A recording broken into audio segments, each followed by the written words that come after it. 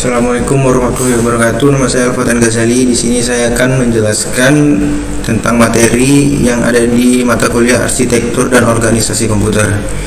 Pertama, arsitektur komputer. Pengertian: arsitektur komputer mempelajari atribut-atribut sistem komputer yang terkait dengan seorang programmer. Contoh, set instruksi, aritmatika, dan yang digunakan, teknik pengelamatan, mekanisme. B. Organisasi komputer mempelajari bagian yang terkait dengan unit-unit operasional komputer dan hubungan antara komponen sistem komputer. Contoh, sinyal kontrol, interface, teknologi, memori. 2. Perbedaan: arsitektur komputer adalah konsep perencanaan dan struktur pengoperasian dasar dari suatu sistem komputer.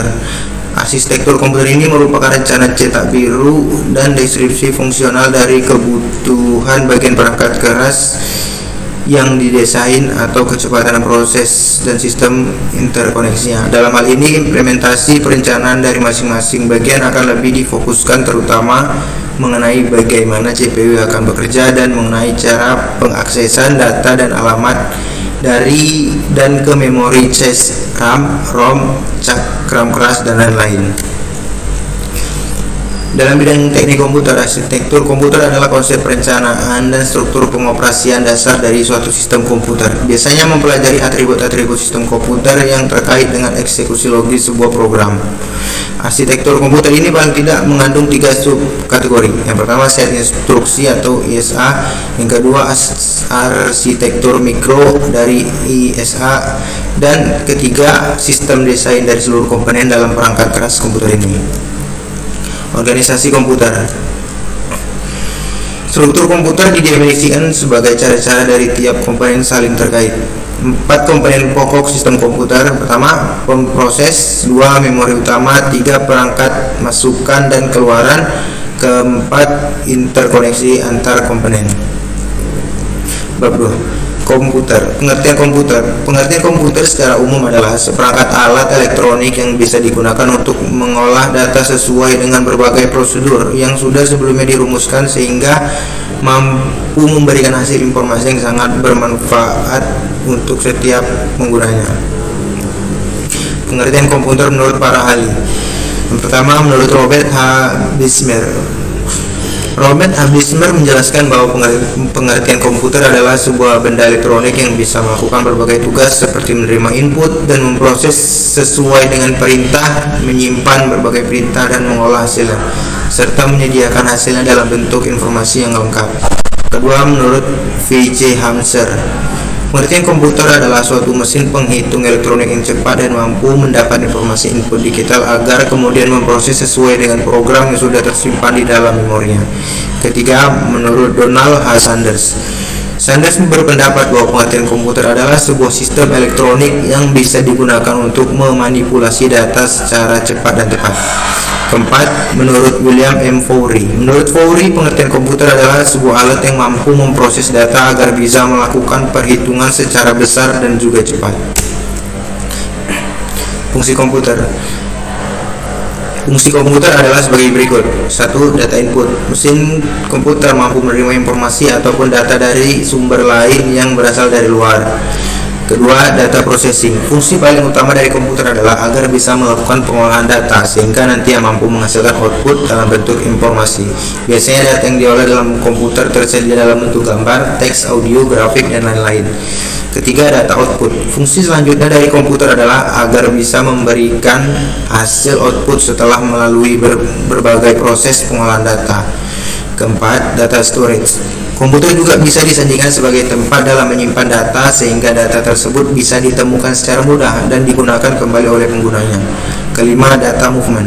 Fungsi lainnya dari komputer adalah agar bisa memindahkan data yang berasal dari komputer yang satu ke komputer yang lainnya atau berbagai peralatan output lain.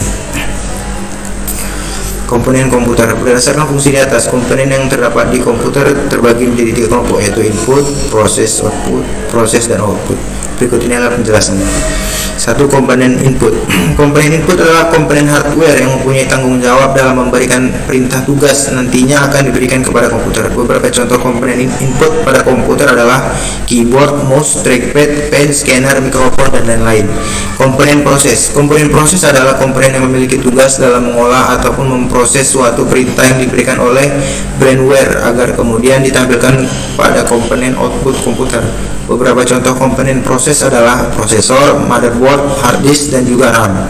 3. Komponen output. Komponen output adalah komponen yang bertugas dalam menampilkan informasi dari suatu perintah yang sudah diproses oleh komputer. Beberapa komponen output pada komputer antara lain adalah monitor, speaker, printer, dan masih banyak lagi. Jenis-jenis komputer. 1. Komputer portabel. Pengertian komputer portabel adalah komputer yang mudah untuk dibawa kemana saja, yang mana bisa digunakan untuk kebutuhan penelitian di lapangan dan berpindah-pindah tempat. Jenis komputer ini kurang terkenal karena lebih berat dan juga lebih besar daripada laptop. Komputer desktop. Pengertian komputer desktop adalah komputer yang ditempatkan di atas meja. Jenis komputer ini mempunyai CPU yang terdiri dari keyboard dan juga monitor. Yang ketiga, komputer laptop. Yang keempat, komputer tower. Yang kelima, komputer notebook. Keenam, handbook atau sub notebook. Yang ketujuh, komputer laptop. Bab 3. Evolusi dan perkembangan kinerja komputer. Berdasarkan perkembangan teknologi komputer, maka perkembangannya dapat kita bagi menjadi 2 bagian, yaitu yang pertama, sebelum tahun 1940, awal mula komputer yang sebenarnya dibentuk oleh seorang profesor matematika Inggris, Charles Babbage, atau 1791 sampai 1871. Tahun 1822, Babbage berhasil menciptakan mesin diferensial. Setelah bekerja dengan mesin diferensial selama 10 tahun, Babbage tiba-tiba terinspirasi untuk membuat komputer general purpose yang pertama yang disebut analytical engine. Pada masa berikutnya, Vanderbilt 1890 sampai 1974 membuat sebuah kalkulator untuk menyelesaikan persamaan diferensial di tahun 1931. 1 sebelum tahun 1940, 2 setelah tahun 1940. 2 setelah tahun 1940. Perkembangan komputer setelah tahun 1940 dapat dibedakan menjadi 5 generasi, yaitu komputer generasi pertama. Komputer generasi pertama ini menggunakan tabung vakum untuk memproses dan menyimpan data. Ia menjadi cepat panas dan mudah terbakar. Oleh karena itu, beribu-ribu tabung vakum diperlukan untuk menjalankan operasi keseluruhan komputer. Ukuran komputer generasi pertama ini sangat besar. Komputer generasi pertama ini 100% elektronik dan membantu para ahli dalam menyelesaikan masalah perhitungan dengan cepat dan tepat. Beberapa komputer generasi pertama: ENIAC komputer, EDVAC komputer, EDSAC komputer.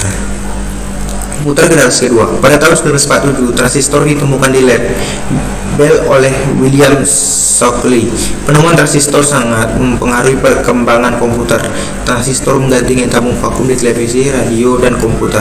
Akibatnya, ukuran mesin-mesin elektrik berkurang drastis. Transistor mulai digunakan dalam komputer pada tahun 1956, di mana transistor memiliki spesifikasi sebagai berikut. Pertama, lebih kecil, lebih ringan, disipasi daya lebih rendah, solid state device, terbuat dari silikon atau sen. Beberapa komputer generasi kedua: IBM 7094, DEC PDP-1. Komputer generasi ketiga. Walaupun transistor dalam banyak hal mengungguli tub vakum, namun transistor menghasilkan panas cukup besar yang dapat berpotensi merusak bagian-bagian internal komputer. Batu kuarsa atau quartz rock menghilangkan masalah ini. IC mengombinasikan 3 komponen elektronik dalam sebuah piringan silikon kecil yang terbuat dari pasir kuarsa. Beberapa komputer generasi kedua, yaitu IBM 360, yang kedua DEC PDP. Komputer generasi keempat. Komputer generasi keempat setelah IC tujuannya pengembangan menjadi lebih jelas, mengecilkan ukuran sirkuit dan komponen-komponen elektrik. RSI dapat memuat ratusan komponen dalam sebuah chip. Pada tahun 1980-an, FLSI membuat ribuan komponen dalam sebuah chip tunggal. Chip Intel 4004 yang dibuat pada tahun 1971 membawa kemajuan pada IC dengan meletakkan seluruh komponen dari sebuah komputer dalam sebuah chip yang sangat kecil. Komputer generasi kelima atau masa depan. Banyak kemajuan di bidang desain komputer dan teknologi semakin memungkinkan pembuatan komputer generasi kelima, antara lain kemampuan pemrosesan paralel yang akan menggantikan model non-Neumann. Model non-Neumann akan digantikan dengan sistem yang mampu mengkoordinasikan banyak CPU untuk bekerja secara serentak. Bab 4. Central Processing Unit atau CPU. Pengertian CPU. Saat membeli komputer, entah itu dalam laptop atau PC, tentu pertama kali kamu bertanya soal spesifikasi. Tentu kamu mengenal kata Intel i5, Intel Core i7, Intel Core i3, dan seterusnya. Spesifikasi ini mengacu pada prosesor komputer yang akan kamu beli. Itulah mengapa biasa dilengkapi dengan kata 3,5 GHz, 3,0 GHz, 2,5 GHz. GHz adalah simbol kecepatan sebuah prosesor atau CPU. CPU merupakan singkatan dari Central Processing Unit atau dalam Wikipedia diterjemahkan sebagai unit proses sentral. CPU adalah perangkat keras atau hardware. Ia memiliki tugas utama untuk memproses data atau perintah yang masuk ke komputer. Komponen CPU. Untuk bisa bekerja, CPU memiliki beberapa komponen. Di dalam CPU terdapat beberapa jenis komponen yang saling terhubung satu dengan yang lain untuk menerima perintah dan memprosesnya. Komponen tersebut terdiri dari control unit, yang kedua ALU atau arithmetic dan logical unit, yang ketiga register. Intel prosesor Intel boleh jadi jenis CPU. Yang pertama Intel prosesor Intel boleh jadi masih menjadi raja prosesor saat ini. Hampir sebagian produk komputer menggunakan prosesor Intel. Yang kedua AMD atau Advanced Microprocessor. Inilah pesaing utama Intel. Advanced Microprocessor atau yang lebih dikenal dengan nama AMD, sekalipun sampai saat ini pamornya masih kalah dengan Intel, tetapi dibandingkan jenis prosesor lainnya, AMD adalah salah satunya pesaing utama Intel. Ketiga, ARM prosesor yang dikembangkan oleh perusahaan yang bermarkas di Cambridge, Inggris dan telah berdiri sejak 1990 dengan nama Advanced Research Machine. Keempat, Cyrix prosesor. Cyrix adalah prosesor yang berkembang untuk mikroprosesor komputer. Pertama kali produk ini hadir di tahun 1988 dengan pusat pengembangan berada di Texas. 5. Apple prosesor. Berikut ini ada nama prosesor yang sangat eksklusif. Siapa lagi kalau bukan Apple komputer INC yang kemudian lebih dikenal dengan nama Apple INC. Perusahaan multinasional ini banyak memproduksi beragam prosesor dimulai dari tahap perancangan resource dan juga penjualan produk. Bab 5. Memori internal dan eksternal. Memori internal adalah memori yang dapat diakses langsung oleh prosesor. Sebenarnya terdapat beberapa macam memori internal, yaitu register yang terdapat di dalam prosesor, cache memori, dan memori utama berada di luar prosesor. Memori eksternal adalah perangkat keras hardware yang digunakan untuk melakukan operasi penulisan, pembacaan, dan penyimpanan data. Pengertian simpelnya memori eksternal adalah perangkat keras yang dapat menyimpan data. 4. Macam metode akses. Sequential access memori digunakan menjadi unit-unit data yang disebut record. Random access. Setiap lokasi memori dipilih secara random dan diakses serta dialamati secara langsung. Contohnya adalah memori utama. Associative access merupakan jenis random access yang memungkinkan pembandingan lokasi bit yang diinginkan untuk pencocokan. Jadi data dicari berdasarkan isinya bukan alamatnya dalam memori. 1. RAM atau Random Access Memory adalah dimungkinkannya pembacaan dan penulisan data ke memori secara cepat dan mudah. Aspek lain adalah RAM bersifat volatile sehingga RAM hanya menyimpan data sementara. Teknologi yang berkembang saat ini adalah statistik dan dinamik. RAM dinamik disusun oleh sel-sel yang menyimpan data sebagai muatan listrik pada kapasitor. Yang kedua, ROM. Data yang tidak bisa diubah menimbulkan keuntungan dan juga kerugian. Keuntungan untuk data yang permanen dan seiring digunakan pada sistem operasi maupun sistem perangkat keras akan aman diletakkan dalam ROM. Kerugiannya apabila ada kesalahan data atau adanya perubahan data sehingga perlu penyisipan. Kerugian tersebut bisa diantisipasi dengan jenis programmable ROM, disingkat PROM, ROM dan PROM bersifat non-volatile. Ketiga, DRAM. DRAM adalah jenis RAM yang sering di-refresh oleh CPU. Fungsi dari DRAM untuk mencegah memori yang ada di dalam RAM agar tidak langsung hilang sehingga agar bisa digunakan terus-menerus. DRAM merupakan singkatan dari Dynamic RAM. Keempat, CMOS. CMOS adalah bagian dari ROM. Fungsi CMOS adalah untuk menyimpan pengaturan dasar komputer. Yang kelima, CD-RAM. Kalian mungkin mengira ini merupakan versi mungil dari RAM. Faktanya CD-RAM adalah bagian lanjutan dari RAM, DRAM. Kelebihan CD-RAM sendiri adalah lebih cepat dari DRAM. Cache. Memori cache ada sering terdengar di area browser. Salah satu bagian dari memori tersebut berperan cukup besar sebagai bagian dari filtering. Saat ini menggunakan komputer, data di filter terlebih dahulu di area cache sebelum mencapai memori utama. Oleh karena itu, kecepatan memori cache sangat cepat. Penyimpanan eksternal pada PC dan laptop. Flash disk. Flash disk adalah media data eksternal yang dihubungkan oleh port USB dan dapat menyimpan berbagai format seperti file Word dan jenis file lainnya. Hard disk. Hard disk adalah nama lain dari hard drive, perangkat yang melakukan banyak hal yang sama seperti flash drive. CD atau compact disk. CD adalah sakram optik yang dapat menampung hingga 700 MB data. 4. DVD adalah pengembangan penyimpanan eksternal dari CD. DVD jarak jauh lebih besar dan membaca lebih cepat daripada CD. Memory card. Memory card adalah media penyimpanan yang banyak digunakan di ponsel dan kamera. 6. Cloud storage atau penyimpanan awan. Penyimpanan awan adalah merupakan salah satu media storage file online atau digital yang menggunakan koneksi jaringan internet untuk mengakses data yang tersimpan. Bab 6. Set instruksi arsitektur.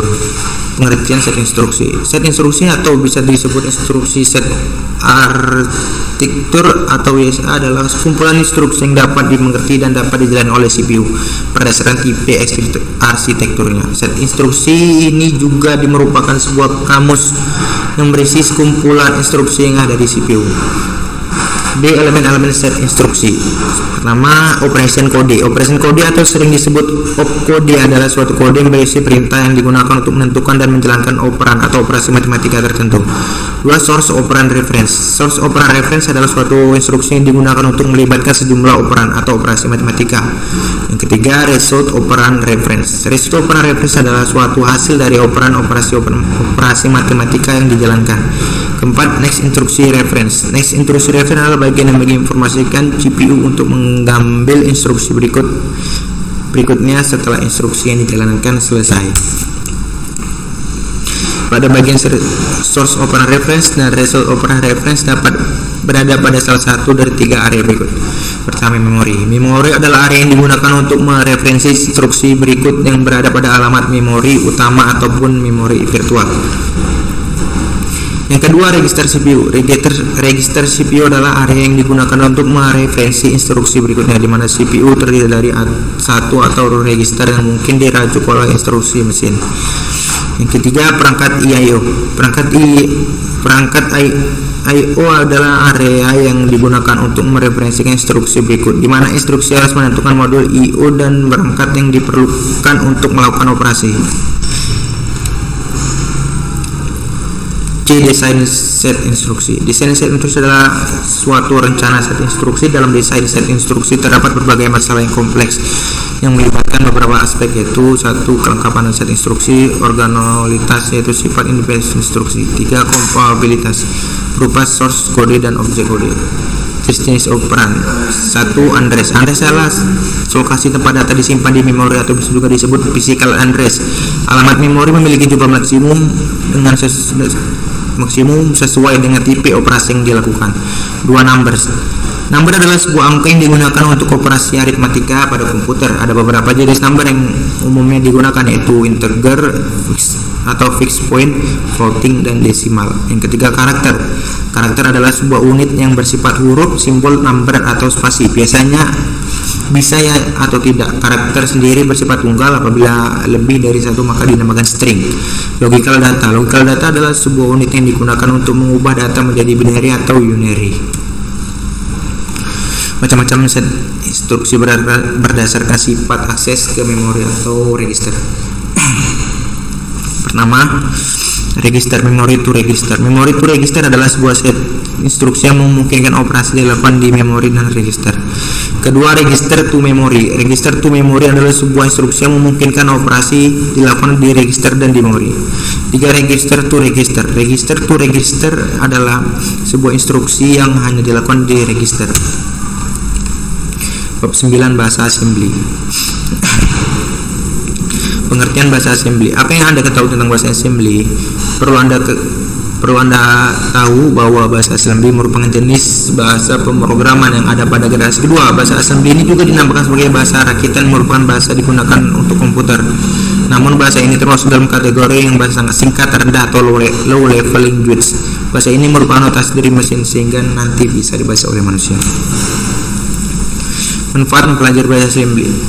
Apa sih manfaat mempelajari bahasa assembly? Mempelajari salah satu bahasa komputer yang satu ini memang sangat penting karena dapat memberikan pengetahuan tentang seperti apa fungsi yang dimiliki oleh bahasa assembly tersebut. Untuk keterangan program yang lain akan kami jelaskan seperti di bawah ini. Model SMAL merupakan keterangan program yang berfungsi untuk mode dari program yang sudah ada. Kode ORG 100 merupakan keterangan yang digunakan untuk menentukan alamat offset terhadap program yang hendak digunakan. Ketiga, mulai keterangan ini menunjukkan nama dari sebuah label. Keempat, move AH02 menunjukkan Anda mengisi register AH menggunakan service 2 yang identik dengan AH2. Move DL65, yang keenam INT21H, yang ketujuh INT20H, yang ke-8 N mulai. Inilah salah satu bentuk bahasa assembly. Bab 10, modul I/O. Pengertian modul I/O merupakan peralatan antarmuka interface bagi sistem bus atau switch sentral dan mengontrol satu atau lebih perangkat periferal. Unit input adalah masukan. Unit luar yang digunakan untuk memasukkan data dari luar ke dalam mikroprosesor ini contohnya data yang berasal dari keyboard atau mouse. Sementara unit output atau keluaran biasanya digunakan untuk menampilkan data atau dengan kata lain untuk menangkap data yang dikirimkan oleh mikroprosesor. Fungsi modul I/O. Pertama, data buffering. Tujuan utama buffering adalah mendapatkan penyesuaian data sehubungan perbedaan laju transfer data dari perangkat periferal dengan kecepatan pengolahan pada CPU. Kedua, deteksi error. Apabila pada perangkat periferal terdapat masalah sehingga proses tidak dapat dijalankan, maka modul I/O akan melaporkan kesalahan tersebut. Struktur modul input atau output. Terdapat berbagai macam modul I/O seiring perkembangan komputer itu sendiri. Contoh yang sederhana dan fleksibel adalah Intel 8255A yang sering disebut PPI atau Programmable per antarmuka modul I/O ke CPU melalui bus sistem komputer terdapat tiga saluran, yaitu saluran data, saluran alamat, dan saluran kontrol. Manajemen perangkat I/O. Manajemen perangkat I/O mempunyai beragam fungsi dan fungsi antara lain adalah sebagai berikut. Yang pertama, mengirim perintah ke perangkat I/O untuk menyediakan layanan akses. Yang ketiga, menyediakan layanan akses. Yang ketiga, menangani interupsi perangkat I/O. Keempat, menangani kesalahan pada perangkat I/O. Yang kelima, menyediakan interface ke pemakai. Perangkat input dan output. Pertama, keyboard menginput karakter. Yang kedua, mouse atau screen grab tablet, input gerakan yang diolah menjadi perintah. Ketiga, CD-ROM, input data dengan media CD. Keempat, scanner, input data dengan media gambar output. Kelima, printer mencetak file. Keenam, monitor menampilkan data. 7, speaker output suara. Klasifikasi perintah I/O. Perintah kontrol. Yang kedua, perintah test. Yang ketiga, perintah read. Yang keempat, perintah write. Bab 11, sistem bus. Pengertian sistem bus. Sistem bus adalah jalur terdiri dari kabel dan konektor yang digunakan untuk membawa data antar perangkat komputer seperti CPU, RAM, video prosesor, hard disk, dan perangkat input atau output. Bus menyediakan jalur komunikasi untuk data dan sinyal kontrol yang bergerak di antara komponen utama sistem komputer. Jenis data dalam bus. Jenis pertukaran data yang diperlukan oleh modul-modul komputer antara lain sebagai berikut. A. Memori. Memori umumnya terdiri atas word memory dengan panjang yang sama. Masing-masing word diberikan elemen numerik yang unik. B. Modul I/O. Operasi modul I/O adalah pertukaran data dari dan ke dalam komputer. Berdasarkan pandangan internal, modul I/O dipandang sebagai sebuah memori dengan operasi pembacaan dan penulisan.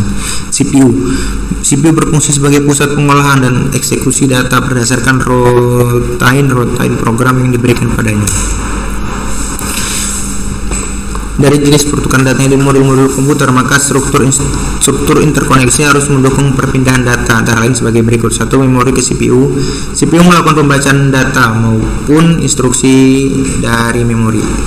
B. CPU ke memori. CPU melakukan penyimpanan atau penulisan data ke memori. C. I/O ke CPU. CPU membaca data dari peripheral melalui modul I/O. CPU ke I/O. CPU mengirimkan data ke perangkat peripheral melalui modul I/O. I/O ke memori atau memori digunakan pada saat sistem DMA. F. Sampai saat ini terjadi perkembangan struktur interkoneksi namun yang banyak.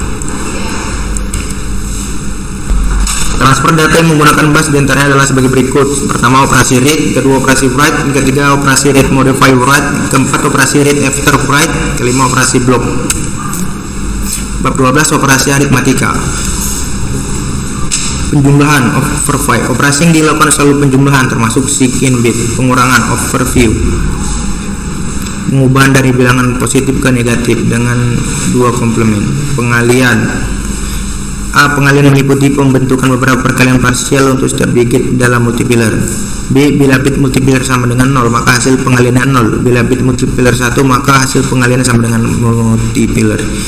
C. Hasil pengalian akhir diperoleh dengan menjumlahkan perkalian parsial tersebut. Setiap hasil perkalian parsial yang berurutan digeser satu posisi ke kiri relatif terhadap hasil perkalian sebelumnya. D. Pengalian dua buah integer biner n bit menghasilkan hasil perkalian sampai 2 n bit pembagian komplement.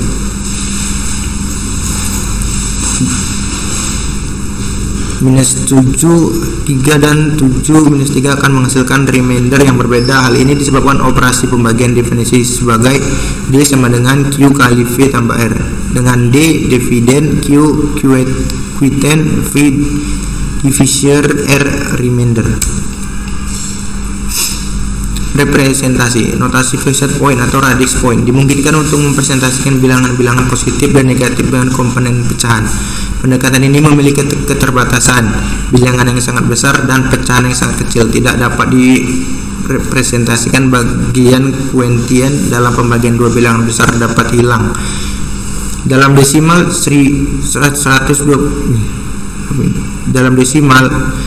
123 triliun dapat dipresentasikan sebagai 1,23 kali 10 pangkat 14. Terdapat trade-off antara rank dan ketelitian.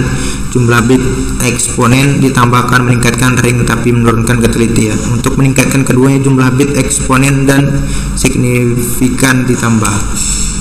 Bab 13, sistem operasi atau operasi sistem atau IOS. Pengertian sistem operasi. Sistem operasi adalah perangkat lunak sistem yang bertugas untuk melakukan kontrol dan manajemen perangkat keras serta operasi-operasi dasar sistem, termasuk menjalankan perangkat lunak aplikasi seperti program-program pengolah kata, penjelajah web, dan lain-lain. Macam-macam sistem operasi komputer: DOS, Windows, Linux, macOS, smartphone atau handphone, Java, Symbian, BlackBerry, Android, iOS. DOS. Sistem operasi DOS adalah DOS atau Disk Operating System, merupakan salah satu software yang termasuk dalam golongan sistem operasi.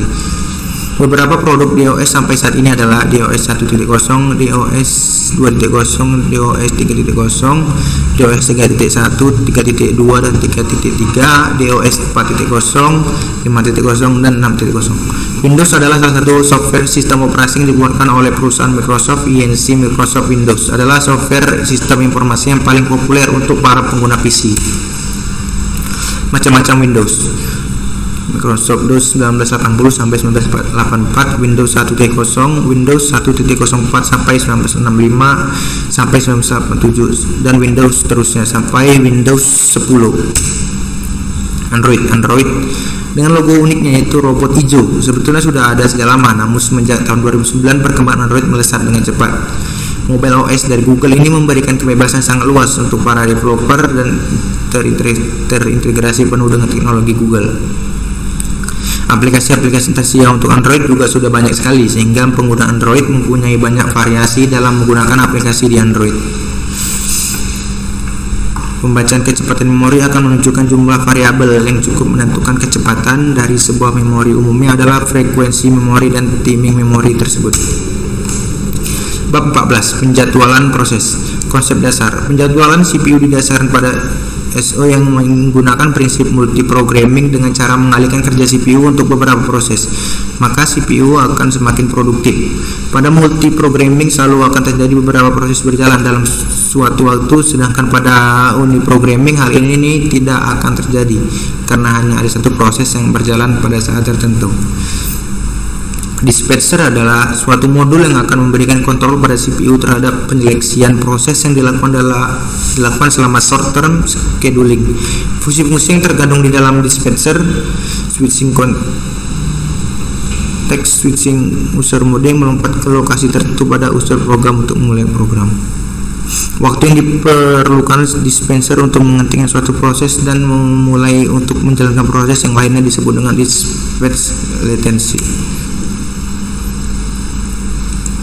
Algoritma penjadwalan: first come first serve scheduling atau FCFS, short job first scheduler, priority scheduling, round robin scheduling, multiple quick scheduling, multi-level feedback queuing, two level scheduling. First come first serve scheduling: proses yang pertama kali meminta jatah waktu untuk menggunakan CPU akan dilayani terlebih dahulu. AWT dari algoritma ini cukup besar. Misalnya ada 3 proses, P1, P2, dan P3 yang meminta layanan CPU. Shortest job first scheduler (SJF), proses yang memiliki CPU burst paling kecil akan dilayani terlebih dahulu. Misalkan ada 4 proses, P1, P2, P3, dan P4 yang meminta layanan CPU. Round robin scheduling: konsep dasar algoritma ini adalah menggunakan time sharing. Pada dasarnya algoritma ini sama dengan FCFS, hanya saja bersifat preemptif, digunakan quantum time untuk membatasi waktu proses. Oke, terima kasih dari saya. Sekian dan terima kasih.